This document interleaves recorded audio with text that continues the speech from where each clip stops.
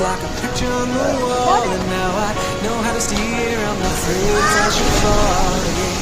It took some tears, but together we were strong.